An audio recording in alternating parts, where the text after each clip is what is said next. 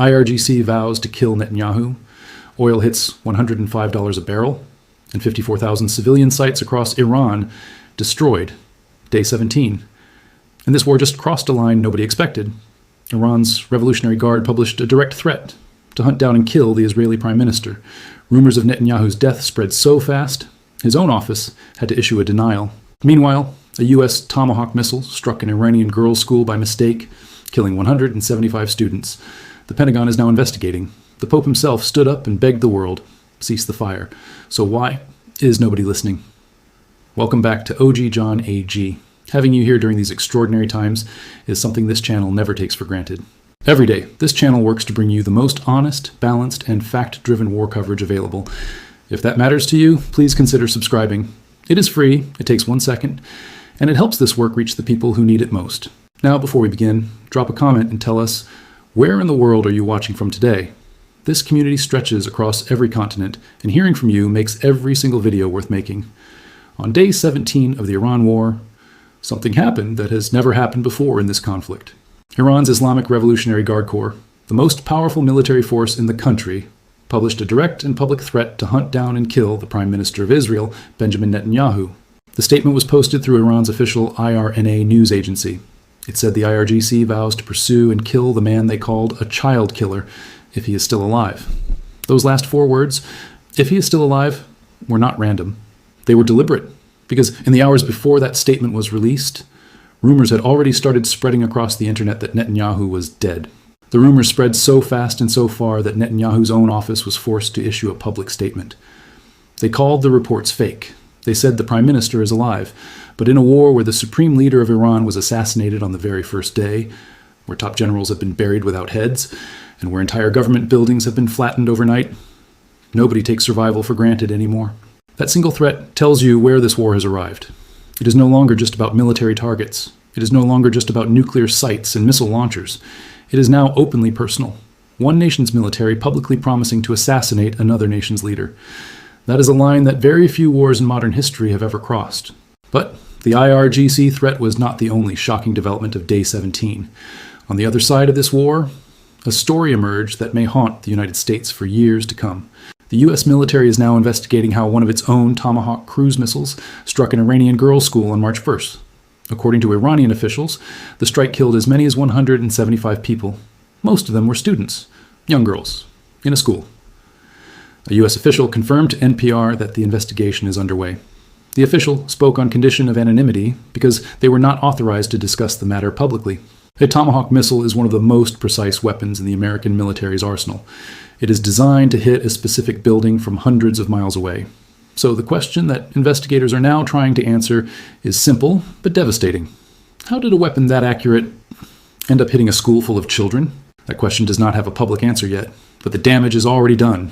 175 lives lost, most of them young, most of them female, in a single strike that was never supposed to happen. While the world processed those 2 stories, the war itself continued to escalate. Israel launched what its military described as a massive wave of extensive strikes targeting infrastructure across western Iran. The IDF confirmed that it struck more than 200 targets over the past day alone, and they repeated what they said the day before. Thousands of targets still remain.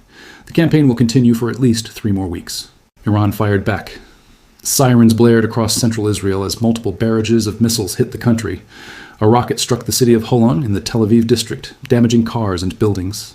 Shrapnel from an intercepted Iranian ballistic missile even hit a building housing U.S. diplomats in Israel. The U.S. State Department confirmed the incident, but said no American personnel were injured. The White House released updated military figures that reveal the sheer scale of what the United States has done in 17 days. According to officials, U.S. forces have struck over 6,000 targets inside Iran. They have sunk more than 65 Iranian naval vessels. They claim to have reduced Iran's ballistic missile capability by 90%, and its drone capability by 95%. And yet, Iran is still fighting, still launching missiles, still firing drones, still threatening to kill leaders, still mining the Strait of Hormuz, still warning Gulf countries to evacuate. The Pope himself could no longer stay silent. Pope Leo XIV stood before the world on Sunday and said 5 words that echoed across every continent. Cease the fire. Nobody listened. Day 17 is over, and this war is only getting darker. On a football field in Australia, thousands of miles from any battlefield, 5 women made a decision that says more about this war than any missile count ever could. They were members of Iran's women's national football team. They had traveled to Australia for the Asian Cup tournament. They were athletes, not soldiers, not politicians, not spies, just women who play football. But when the war started, they refused to go home. 5 members of the team withdrew their asylum claims under pressure and left the country. But 7 others, including a player handler, were granted humanitarian visas by the Australian government. Reports emerged that a staff member was trying to convince the remaining players to return to Iran. But the players who stayed chose a new life over going back to a country that is being bombed daily, where the internet is dead, where security forces are checking phones at checkpoints, and where women who speak out face consequences that the outside world can barely imagine. When athletes from a national team would rather become refugees than go home, that tells you everything about what is happening inside that country. And what is happening inside Iran right now is staggering. Iran's semi-official Tasnim news agency released updated damage figures on day 17 that reveal destruction on a scale that is almost impossible to comprehend. Since the war began on February 28th, U.S. and Israeli strikes have damaged more than 54,000 civilian units across the country. That number includes 29,146 residential units across multiple provinces. It includes 6,851 commercial units. And in Tehran province alone, 18,180 residential and commercial buildings have been damaged. But it is the medical numbers that are most alarming. Tasnim reported that 236 medical facilities have been damaged or destroyed. That includes hospitals, medical centers, emergency response bases, and pharmacies. 16 medical workers have been killed, 96 others have been injured. In a country where 80 million people have no internet and limited ability to call for help, the destruction of hospitals means that even those who survive the bombs may not survive their injuries. Meanwhile, Iran's foreign minister, Abbas Araghchi, made headlines with a statement that directly contradicted President Trump. Trump had claimed that Iran wants to make a deal. Araghchi responded publicly and firmly. He told CBS News that Iran never asked for a ceasefire. He said Tehran is ready for a long war. He added that Iran is open to talking with individual countries about safe passage through the Strait of Hormuz, but that any decision about the waterway would be made by Iran's military, not its diplomats. Then Araghchi made an accusation that created an entirely new controversy. He claimed that the United States had developed a drone similar to Iran's Shahed drone called Lucas, and that the U.S. was using it to attack Gulf countries, and then blame Iran for the damage. He said the information was still being reviewed. The U.S. military responded immediately. CENTCOM posted on X, calling the claim a direct lie. They said Iranian forces have launched thousands of drones and missiles at neighboring countries, targeting civilian hotels, commercial airports, residential communities, and economic infrastructure. They said U.S. attack drones are only targeting Iranian military capabilities. The truth behind this accusation remains unclear. But the fact that both sides are now publicly accusing each other of attacking Gulf states tells you how chaotic and dangerous this battlefield has become. Inside Iran, the situation for ordinary people is getting worse by the hour. The Norway-based Henga Organization for Human Rights reported that security forces have set up checkpoints across the country. People are being stopped. Their phones are being searched. Authorities are checking who they are communicating with and what photos or videos they are sharing. Text messages are being sent to civilians by Iranian authorities, warning them not to share information with foreign media. Dozens of people have been arrested on suspicion of spying, accused of providing Israel with information about military and security sites. A nation of 80 million people, with no internet, being stopped at checkpoints, having their phones searched, while bombs fall around them. That is the reality inside Iran right now. On the regional front, Iran escalated its threats dramatically. Iranian forces warn that logistics and support facilities linked to the U.S. aircraft carrier Gerald R. Ford, deployed in the Red Sea, could become military targets. A spokesperson for Iran's Central Military Command said the carrier's presence is viewed as a direct threat and that any service centers tied to the fleet would be considered legitimate targets. Iran's state broadcaster Press TV then did something unprecedented. It broadcast a warning directly to residents in parts of Doha, Qatar, and Dubai, UAE. The message said that U.S. personnel are hiding in those cities and could be targeted. It urged civilians to move away from areas where Americans are located. Think about that. A country's state television, broadcasting to foreign cities, telling their residents to evacuate because attacks are coming.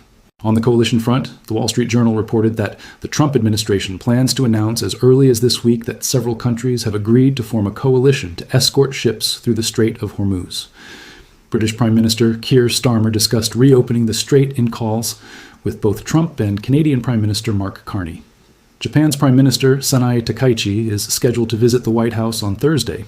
And there is speculation that Trump will ask Japan to contribute warships.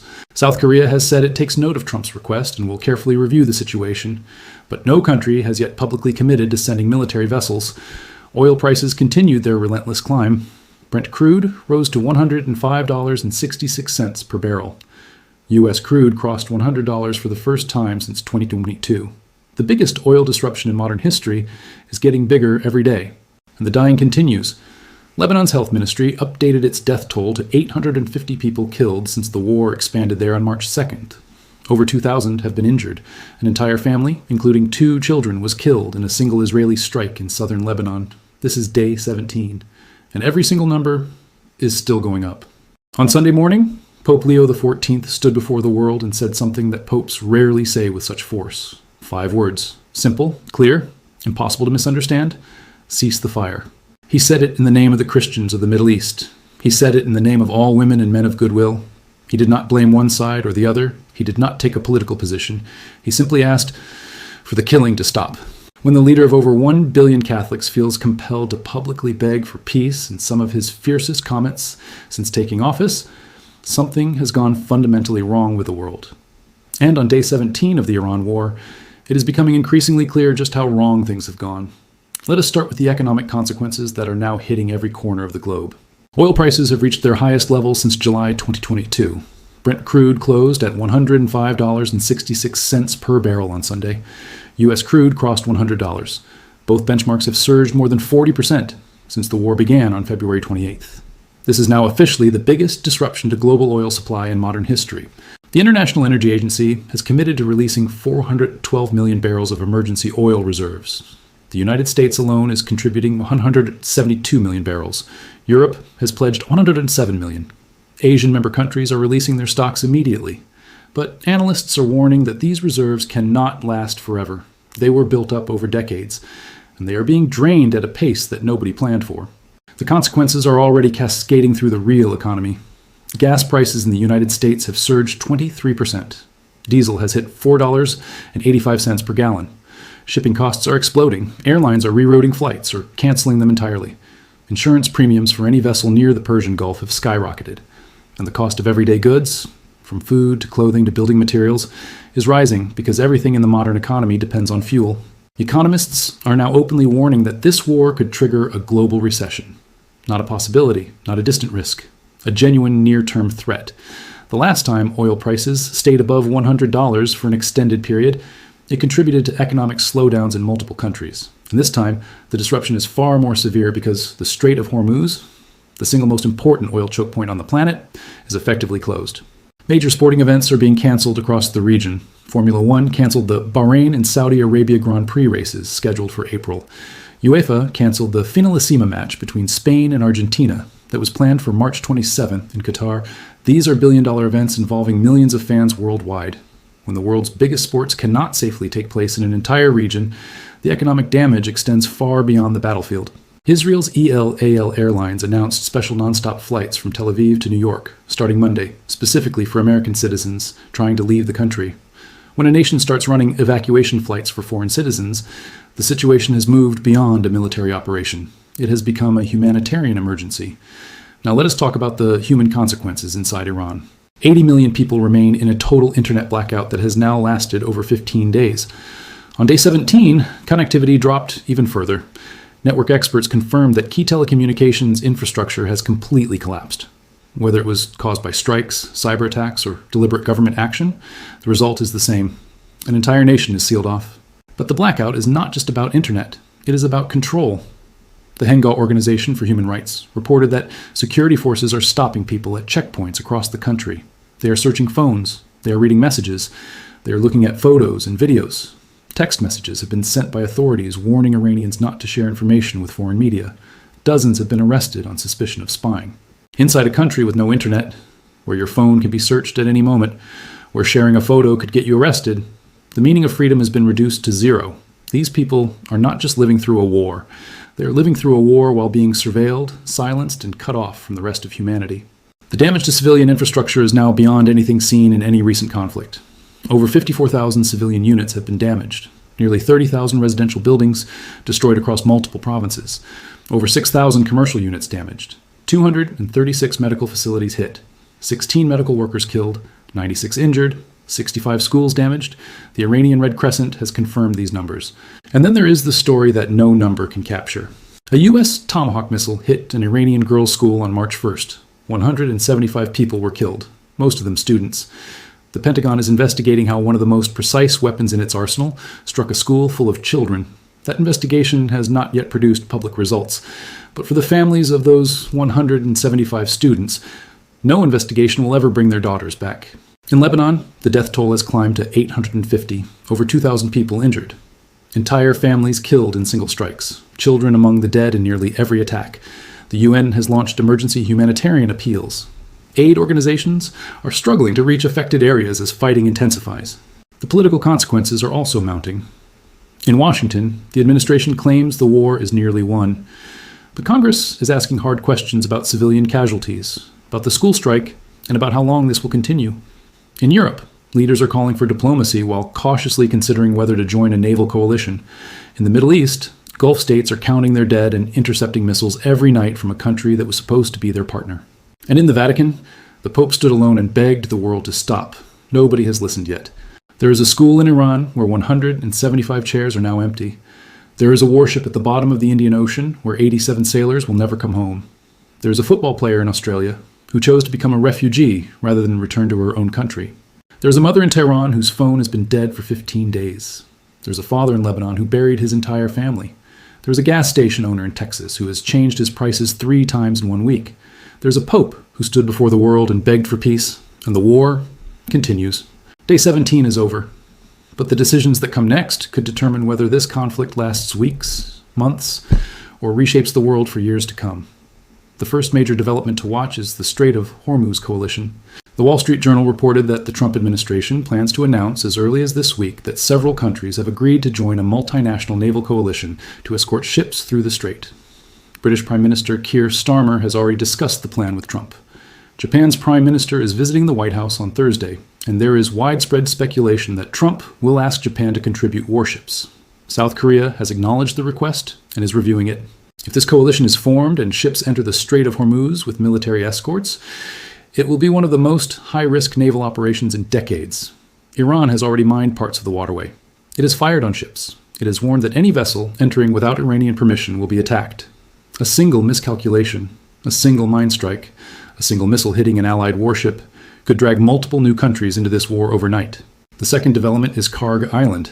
The U.S. ambassador to the UN, Mike Waltz, confirmed that Trump is weighing whether to strike the oil infrastructure on the island. The military targets have already been destroyed, but the oil loading docks and storage tanks are still standing. If Trump gives the order, 90% of Iran's crude exports disappear instantly. Iran has warned that such an attack would trigger retaliation against American-linked energy facilities across the entire Gulf. Saudi oil fields, UAE terminals, Qatari gas plants. The world's energy supply could suffer a blow unlike anything in modern history. The third development is the school strike investigation. The Pentagon is investigating how a Tomahawk cruise missile struck an Iranian girls' school on March 1st, killing an estimated 175 students. This investigation will have enormous consequences. If it confirms a targeting error, it will fuel international condemnation and strengthen calls for a ceasefire. If the findings are buried or delayed, it will deepen suspicion about the true cost of this war on civilian lives. Either way, 175 families are waiting for answers. The fourth development is Iran's direct threat against Netanyahu. The IRGC has publicly vowed to hunt down and kill the Israeli prime minister. Rumors of his death were so widespread that his office issued a denial. In a war where Iran's own supreme leader was assassinated on day 1, this threat carries a weight that cannot be dismissed. If anything were to happen to Netanyahu, the escalation would be immediate, massive, and potentially uncontrollable. The fifth development is the information war inside Iran. 80 million people have no internet. Security forces are searching phones at checkpoints. People are being arrested for sharing photos. The government is sending text messages warning citizens not to speak to foreign media. And yet, protests have still broken out. Residents in Tehran's Sadat Abad neighborhood were heard chanting anti-government slogans on Sunday night, including calls against the Islamic Republic. Inside a country under total surveillance and total blackout, people are still finding ways to resist. What happens to those people when the war ends may be the most important question of all. Now here are the questions for you. Do you believe this war can be resolved through a naval coalition, or will it make things worse? Should the international community demand an independent investigation into the school strike? Is Iran truly ready for a long war, as its foreign minister claims, or is that a negotiating position? And when the Pope asks for peace and nobody listens, what does that say about the world in 2026? These are not easy questions, but they are the questions that define this moment in history, and your answers matter. Drop your thoughts in the comments, whether you are watching from Islamabad or Istanbul, from Chicago or Cape Town, from Sydney or Stockholm. Your perspective is part of this global conversation, and every voice adds something that no news anchor can provide: your lived experience. To stay informed, here's what is recommended. Follow verified sources. Al Jazeera, CNN, BBC, NPR, Reuters, CNBC, and the Associated Press are providing constant coverage. Be extremely careful with social media during wartime. Rumors about Netanyahu's death spread globally before they were denied. False claims about drone attacks are being made by both sides. Verify before you believe. Verify before you share. And if you have family or friends in the Middle East, Gulf countries, Lebanon, or Israel, check on them. A phone call or a message can mean more than you realize during times like these. And finally, one last thought. This war began with a missile that killed a supreme leader. It has now reached a point where schools are being hit by mistake, where football players are becoming refugees, where the Pope is begging for mercy, where 80 million people are living in silence and darkness, where oil prices are rewriting the global economy, and where both sides say they are winning while the world watches everything burn. 175 chairs in a school are empty tonight. They will never be filled again. No military victory, no political objective, no strategic calculation will ever justify that. Wars are measured in targets destroyed and territories gained. But the true cost of war is measured in the lives that will never be lived, the futures that will never unfold, the children who will never grow up. Day 17 is over. The missiles are still flying. The oil is still not flowing. And somewhere in a dark room in Tehran, a mother is still waiting to hear from her daughter. This has been OG John AG. Thank you for watching. Thank you for caring. And thank you for refusing to look away when the world needs witnesses most. Stay informed, stay compassionate, stay human. We will be here every day until the silence is broken and the light returns.